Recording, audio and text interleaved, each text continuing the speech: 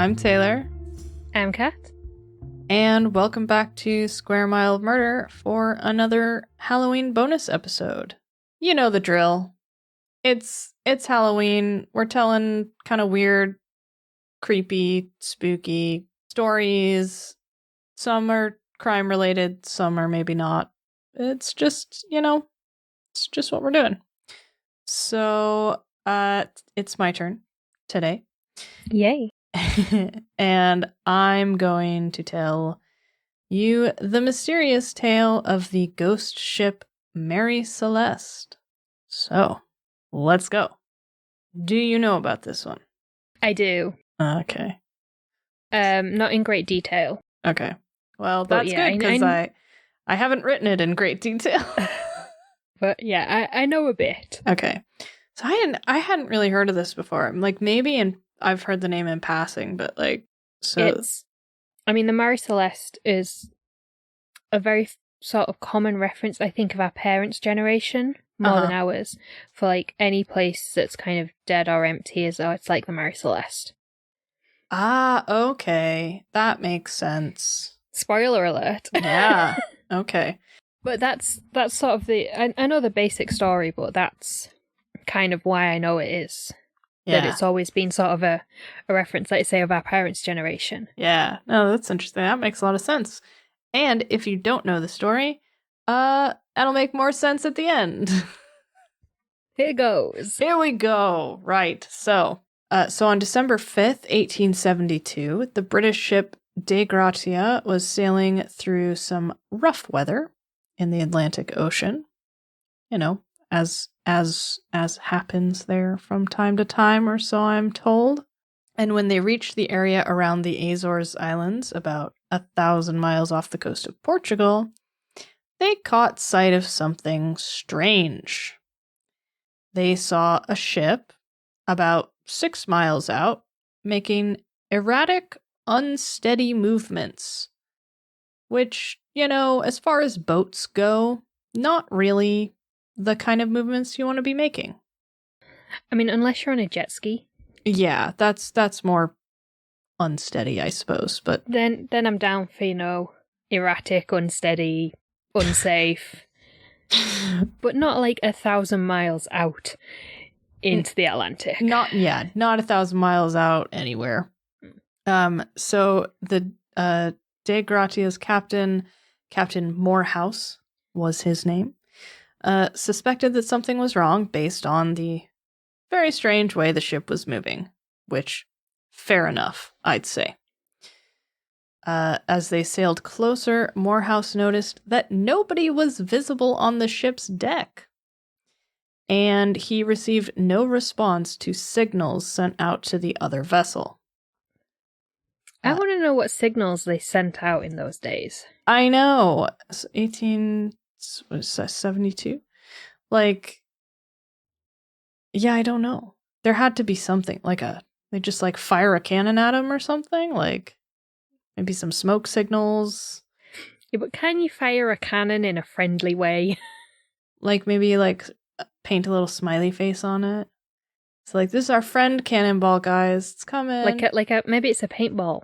Yeah. It just goes, hello. Okay, we graffitied your ship, but we just wanted to make sure you were okay. Yeah.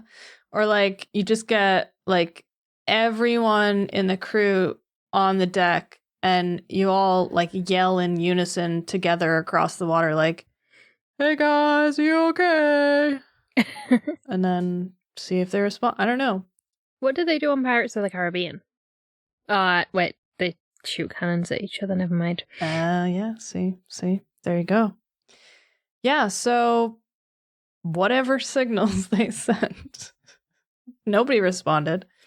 So more determined than before that something was wrong, Morehouse sent some of his crew to head over in a smaller boat to investigate. The crew saw that the ship was called Mary Celeste, based on the name painted on her stern, as you will find with most sea vessels.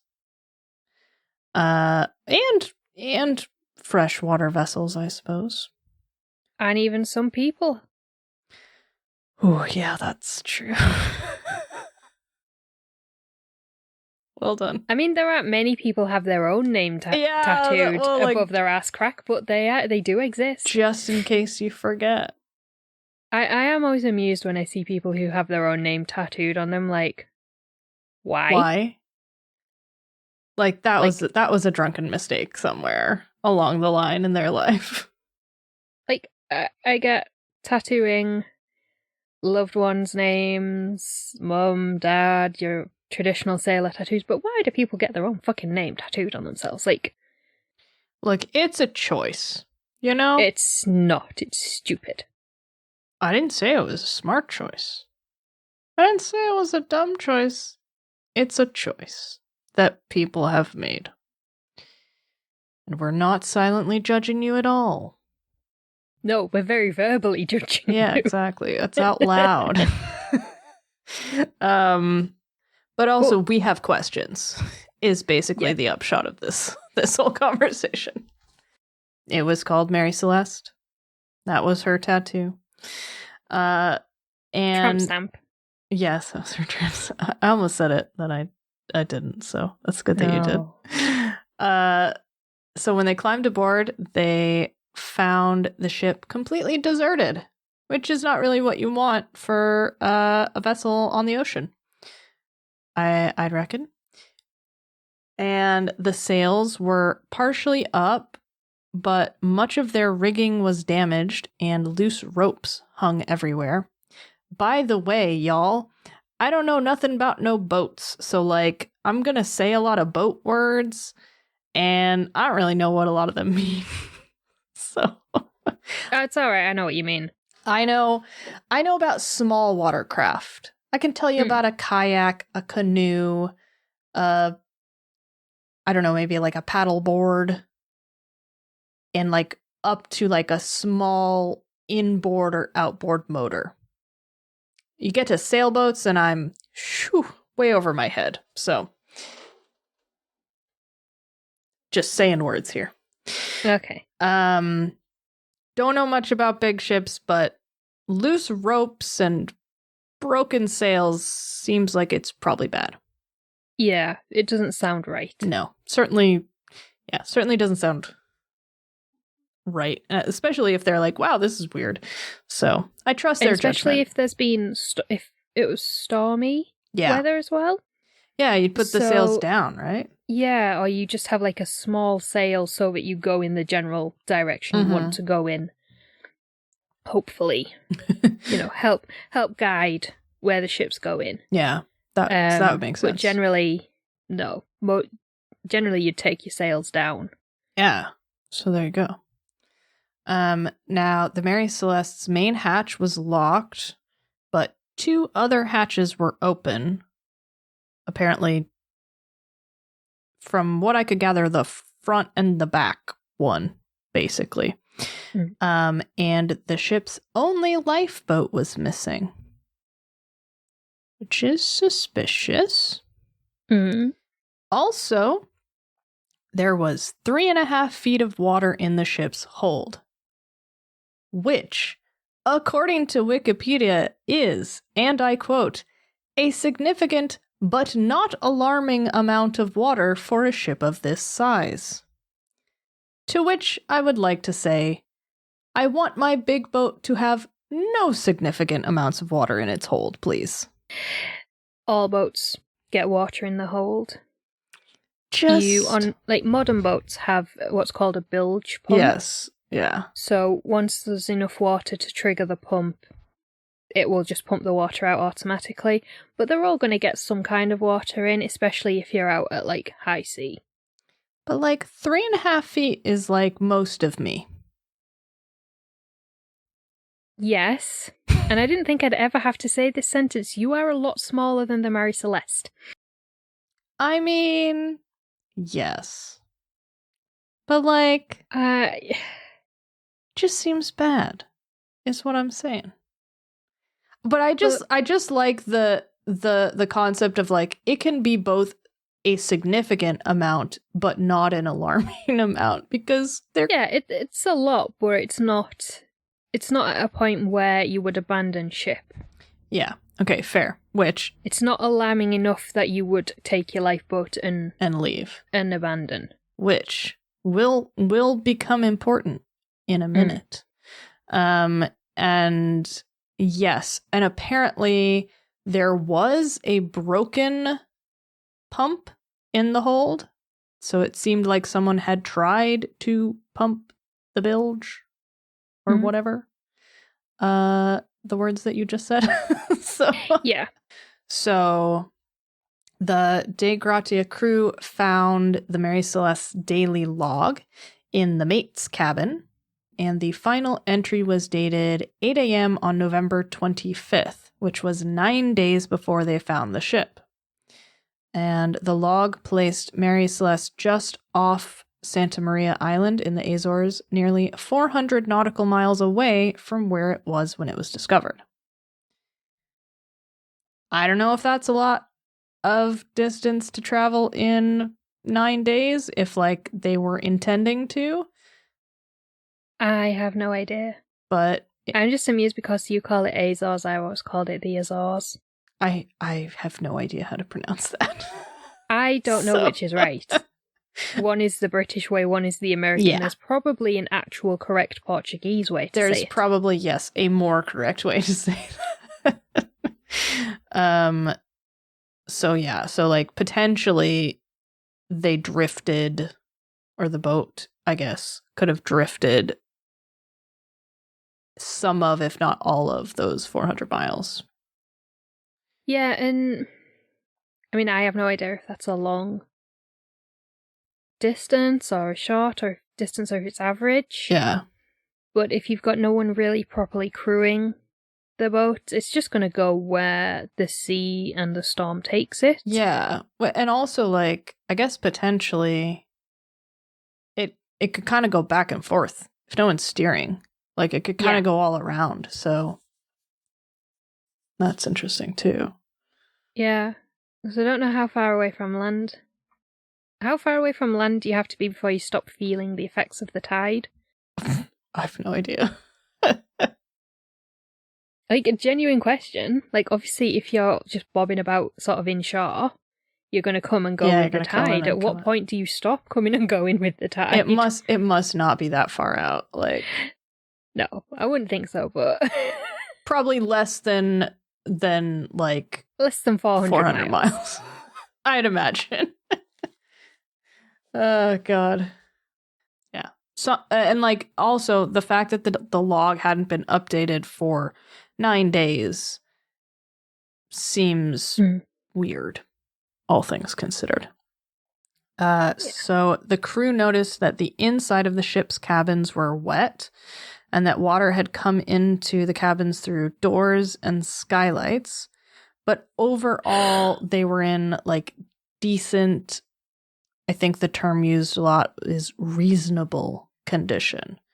Which, if there's been a storm and the windows are open or that some of the hatches are open, yeah, water's going to get in. I suppose it's a bit like the sort of the bilge water as well. If you're on a ship back in those days, you have to expect a certain amount of water. Yes. At any point, at any time. Yes, I think that is fair. The boat's interior will be wet. Yeah, like you are at the mercy of the giant bathtub in which you are sailing. Yeah. And most of the ship's papers were missing, along with the captain's navigational tools. And the lifeboat. Still got the lifeboat missing. And even though there was no prepared food found in the kitchen, there were plenty of ingredients in storage. So, like, they didn't run out of food or, like, supplies, I guess. The cargo on the ship was a bunch of barrels of denatured alcohol. So the cargo was still full of barrels of alcohol, but a few of them were empty. And yeah, all in all, it pretty much just looked like everybody on the ship got up, boarded the lifeboat, and just left the Mary Celeste there bobbing along in the ocean. Which could explain why, like, the papers are missing and the navigational tools. Yeah.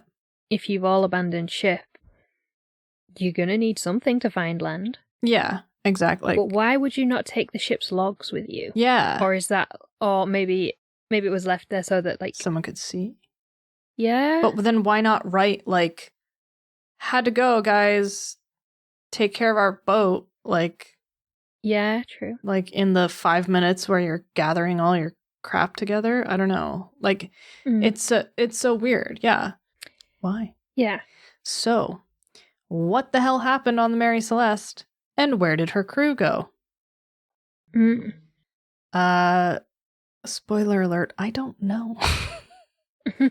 But a little background on the ship first. The Mary Celeste was captained by Captain Benjamin Briggs, and he handpicked a crew of 7 to sail with him from New York to Genoa, Italy, beginning on November 7th, 1872.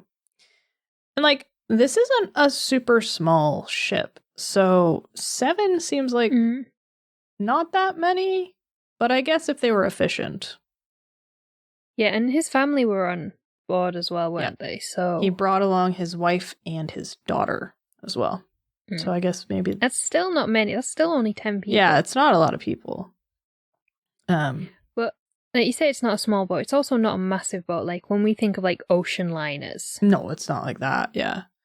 It's there's a boat word for it that I didn't write down and now I'm regretting it. Like brigate or something. It was an American merchant brigantine, a 2-masted sailing vessel. Yeah, so it's not small, but it's not massive. Yeah, and like we said, the Mary Celeste had a cargo hold full of denatured alcohol. That's what they were bringing to Genoa, Italy. So there's your background, basically. What is denatured alcohol? Oh, I hoped you wouldn't ask me that. Because you didn't research it. Like, I kind of have an idea. I think denatured alcohol is ethanol that has additives to make it poisonous, bad tasting, foul smelling, or nauseating to discourage its recreational consumption. It's rubbing alcohol. I knew it was bad to drink it. I just couldn't remember why. Yeah. So, like, really strong, really nasty alcohol, basically. So there's the background. As you might imagine, there are lots of theories about this one floating around out there. Not going to go into super heavy detail about all of them, certainly, and not going to touch on all of them. But I have pulled out some of the best theories, I think. So, first, we have mutiny. Now, some think that the crew decided to drink some of the alcohol in the hold, and then in their drunk, somehow not dead, but drunk wisdom, they decided to overthrow Captain Briggs and take the ship for themselves. Sure. But there were no signs of violence on the ship. And also, if they went through all this trouble to commandeer the ship from the captain, why would they then abandon it? Yeah, that's the thing. Like, they could commandeer it. They could, like, put him and his family in the lifeboat and be like, off you go. You know, good luck. Yeah, see ya. See if you make it to land. But then why would they then abandon? Yeah, that doesn't make any sense. And, like, you would think if a bunch of drunken sailors are stomping around overthrowing the captain, there would be some kind of evidence of it on the ship. So next up, we have pirates. Some people think that pirates boarded and raided the ship and then presumably disposed of everyone who was on the ship in some way, shape, or form. Yep. Overboard. Yep. But no valuables were missing from the ship. Like, there was even a sword, like a sheathed sword left in the captain's quarters. Like, so that's kind of strange.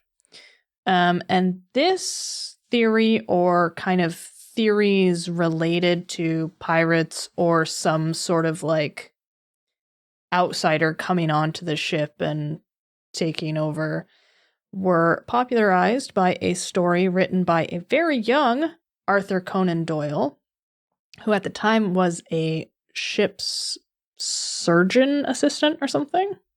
No. And so he wrote a story called, I'm going to try to pronounce this correctly, J. Habakkuk Jeffson's Statement. And the story fictionalized the events of the Mary Celeste's desertion. And in his story, there's like, it's racist. I'm going to put that out there from what I can gather. Basically, it's like a former slave who has I think the wording was a vendetta against the white race. I mean, fair. Yeah. Fair. Like, has planted sort of like sleeper agents within the passengers, because he turned it into a passenger ship. And then they work together to like take over the boat, basically. So, a little bit different, but kind of similar. And in the story, he renamed the ship the Marie Celeste, which has become so common that people commonly use Marie instead of Mary to refer to the ship. Well, I don't know if you've noticed I say Mary instead of Mary. I thought that was just the accent. No, your accent is Mary. Mary, yeah. Yeah. Yeah. But mine, it would be Mary. I should say it Mary Celeste. Mary. But I've always known it as Mary. Okay. Mary Celeste, like Marie Curie. That pronunciation Marie. of Mary. Yeah. Okay, yeah. See, there you go. See, that's how enduring it is in the popular culture, I guess. Yeah. So that's the sort of pirate outsider theory, which I don't think is that. Like you say, there's no valuables have been stolen. Maybe it's just me because I'm really greedy. If I was gonna like raid a ship, steal all the valuables and kill the crew, I'd take their food as well. I'd take the food. You're a pirate. I'd take the ship. I'd like, in theory. I mean, it's a lot of effort. Well, and also I'd take the cargo. Yeah, because it's not like you can just rock up at a port. You have to be selective, so you're gonna have you take all the food you could, you take anything you could to bargain with. Yeah, you'd take something, basically. Yeah, not just the people. That's what doesn't make any sense. Now, we all knew we're on the ocean. We all knew this was gonna show up somewhere. I present to you sea monsters and/or aliens. So, the Kraken. Yeah, see, there you go. Some people say the ship's crew was abducted by aliens. Or possibly they encountered something akin to like a Loch Ness type sea monster, or a sea Ness monster, if you will. I don't know why, but sea Ness just sounds rude. It does, in a way, doesn't it? Sea Ness. Oh, God. Also, some sources I found say they were attacked by a giant squid. So, like... Giant squids always come up. Yeah, I think people are just really scared of them. It's the tentacles. Little suction cuppy guys. They are kind of terrifying. I will say that. And so, I was actually talking about this last week. So it's like a known fact. We know more about the surface of the moon than we do about the ocean floor. Yeah. The ocean's terrifying. Like, there's like inshore, good. Ocean, scary. Very bad. There's probably aliens in the ocean. I'm just gonna put that out there right now. So, there's so much that can't be explained in the ocean. Yeah. Everything. The lost city of Atlantis is kicking about somewhere. It's in there. Maybe that's probably the lost city of Z is probably down there as well. Yeah. It's not in the... Was it Peruvian? It's not in the Amazon. It's not in the jungle. It's somewhere underwater. It's somewhere under there. You know, maybe that's where the Mary Celeste crew went. They're just like, oh, it's there. There's Atlantis. We're just gonna take a trip. And they could magically breathe. Yeah. Obviously. Yeah. So, sea monsters, aliens, and obviously, like, the aliens wouldn't be interested in their valuables. They just want them for, like, some light probing, right? So, and, like, a giant squid just wants dinner. So that, yeah. I see it. Well, like, I mean, I don't know if you've ever seen, like, size comparisons of the sort of now extinct giant otters. I don't think so. Well, they're huge and they're terrifying. So I would not be shocked if there are, like, extra giant squids out there that we just don't know about. Okay. Oh my goodness. Right. So there's the cute little tiny otter. Yeah. Like the ones at, like, otter rescue centers. Yeah. That is 12 kilos. The giant otter, 180 kilos. Yeah. The South American giant otter is 32. So, you know. Also, when you Google extinct giant otter, the first thing that came up, giant otter thought to be extinct in Argentina resurfaces. Literally. No. Literally came up out the water. Nope. It was the size of a wolf. So one of the things that comes up is, like, who would win, a giant otter or a jaguar?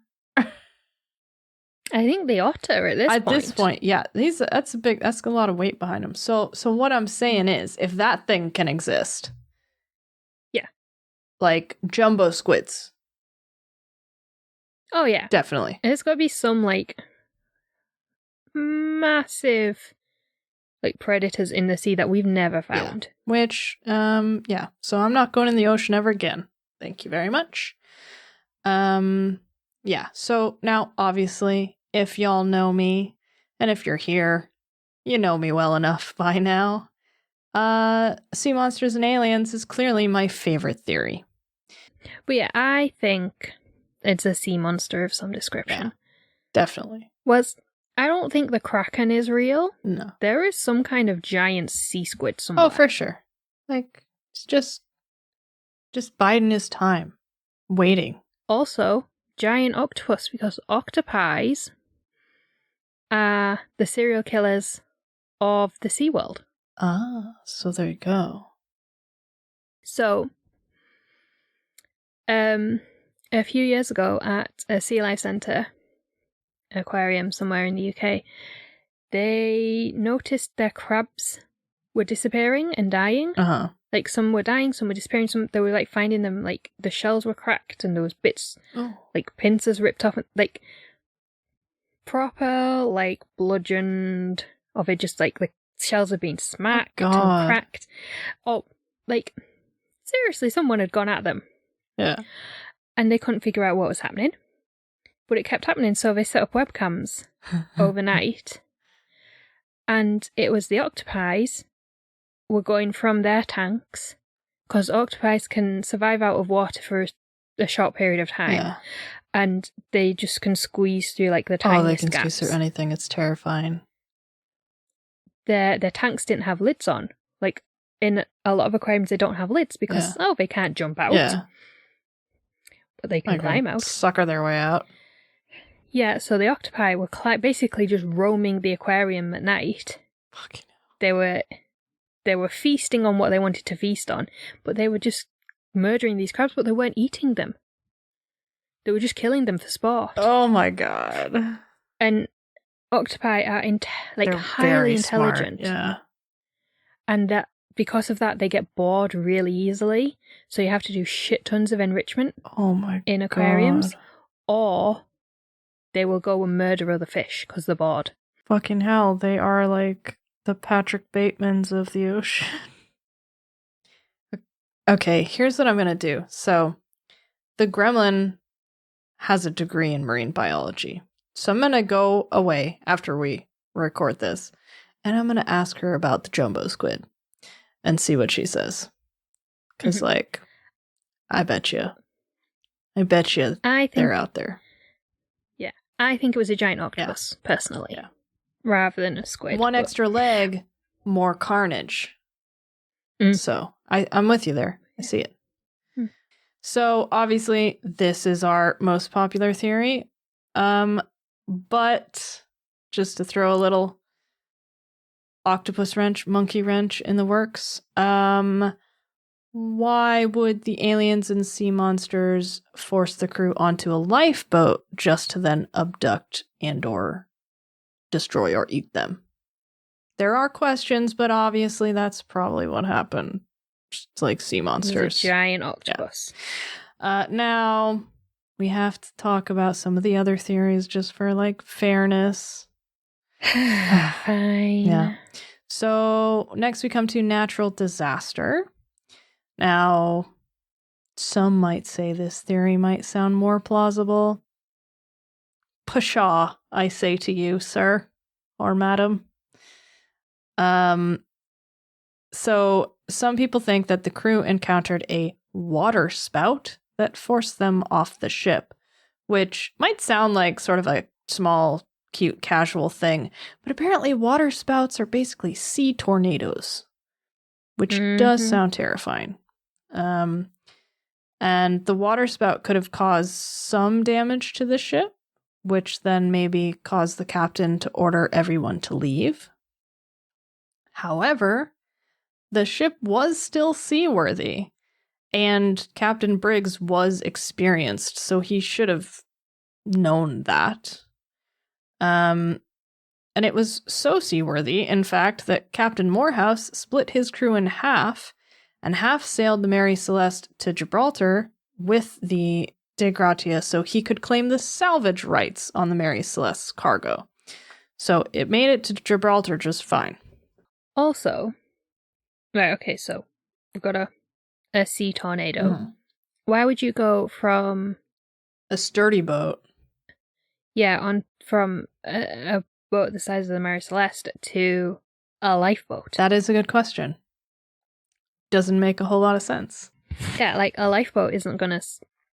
If you're screwed on a brigantine.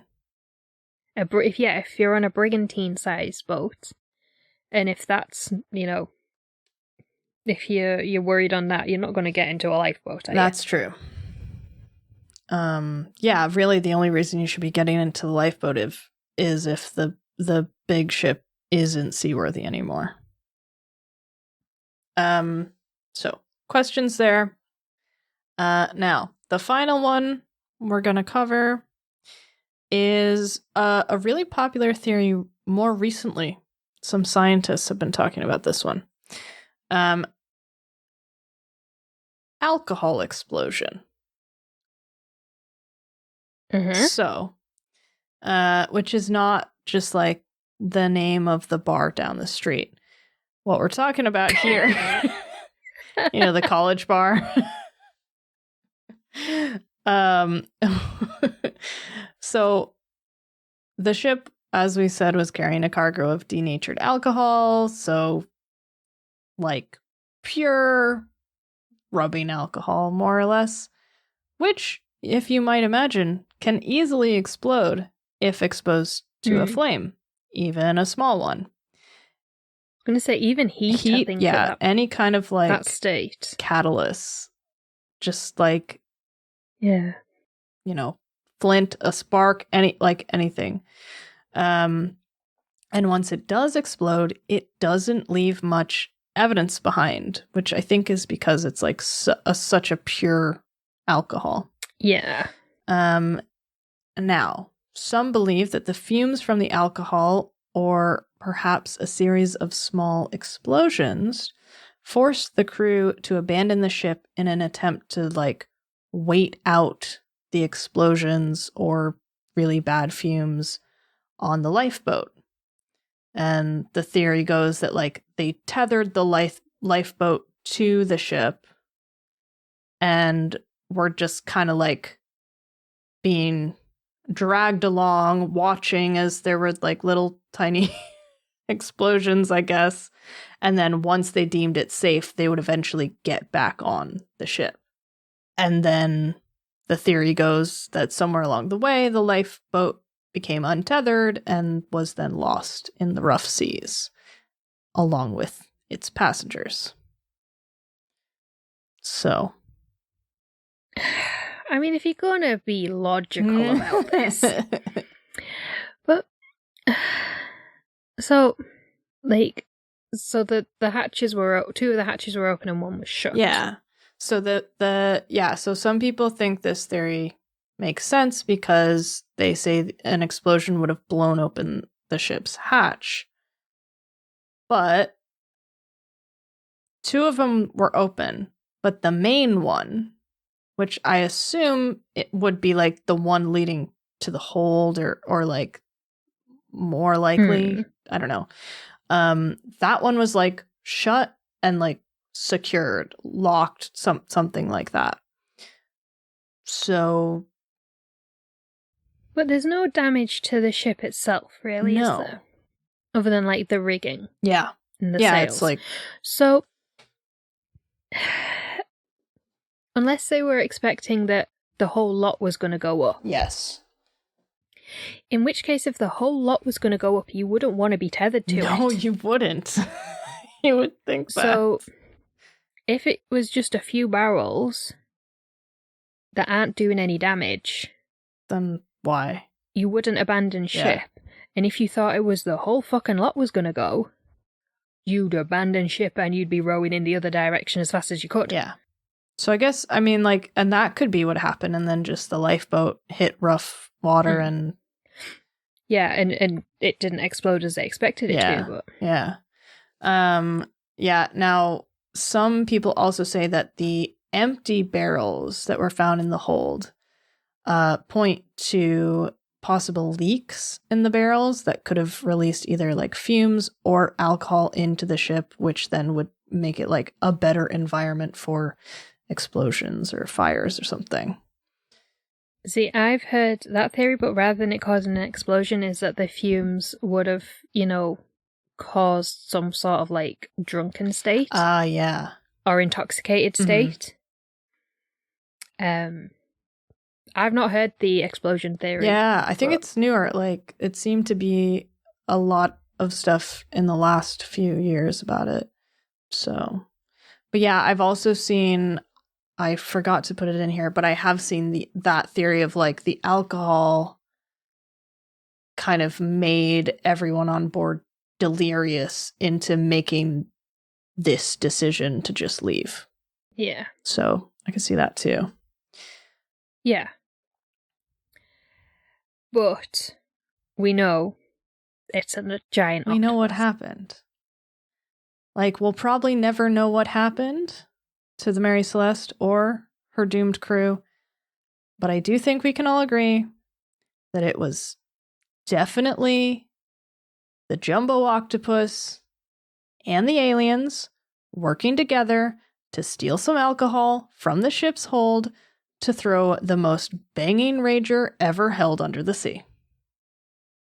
Well, yeah, because, so denatured alcohol would kill us if we started drinking it. But maybe that's, the aliens, party juice. That's what they drink at Alcohol Explosion. At the underwater college bar. The underwater college bar. That's it. That's all there is to say.